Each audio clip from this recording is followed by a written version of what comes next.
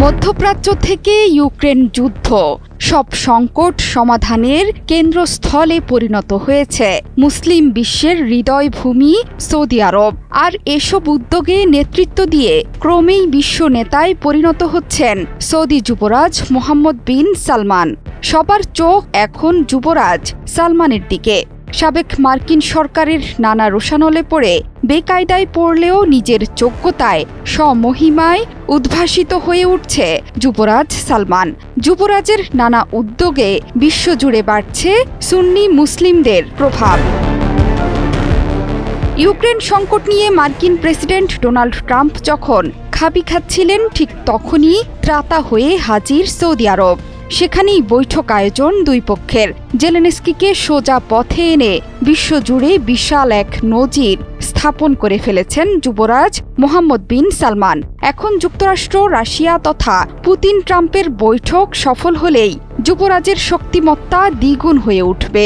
এই বৈঠক আয়োজনের আরও উদ্দেশ্য যুদ্ধ পরবর্তী গাজার ভবিষ্যৎ নিয়ে আলাপ আলোচনার জন্য অতিরিক্ত ক্ষমতা ও প্রভাব অর্জন করা। মার্কিন গণমাধ্যম সিএনএনকে দেয়া সাক্ষাৎকারে একজন সৌদি কর্মকর্তা বলেছেন, যুক্তরাষ্ট্র ও রাশিয়ার মধ্যকার বৈঠক শুধুমাত্র সাদামাটা কোনো আয়োজন নয়, বরং দুই পক্ষের মধ্যে মধ্যস্থতায়ও সৌদি আরব গুরুত্বপূর্ণ ভূমিকা পালন করতে যাচ্ছে। রিয়াদের এই বৈঠকের আয়োজনকে যুবরাজ মোহাম্মদ বিন সালমানের বিজয় হিসেবে বিবেচিত হচ্ছে। বিশ্লেষকরা মনে করছেন, সৌদি আরবকে জ্বালানি তেল সমৃদ্ধ দেশ এবং রক্ষণশীল ইসলামী ভাবধারা থেকে বের করে বিশ্ব রাজনীতিতে পরোক্ষ প্রভাব বিস্তারকারী দেশে পরিণত করার চেষ্টা করছেন যুবরাজ মোহাম্মদ বিন সালমান। সৌদি আরবের জন্য বৈঠকটি মর্যাদাপূর্ণ এবং এটি আঞ্চলিক ও বৈশ্বিক অঙ্গনে দেশের পরোক্ষ প্রভাব বৃদ্ধি করবে বলে মনে করেন সৌদি ধারাভাষ্যকার আলী শিহাবিও। তার মতে, ইউক্রেন রাশিয়া বৈঠক সৌদি আরবের বড় পরিবর্তনের একটি গুরুত্বপূর্ণ অংশ। সাম্প্রতিক বছরগুলোয় বিভিন্ন বৈশ্বিক সংঘাতে নিরপেক্ষতার নীতি গ্রহণ করেছে দেশটি। এর সঙ্গে জড়িত আছে ব্যবসাও।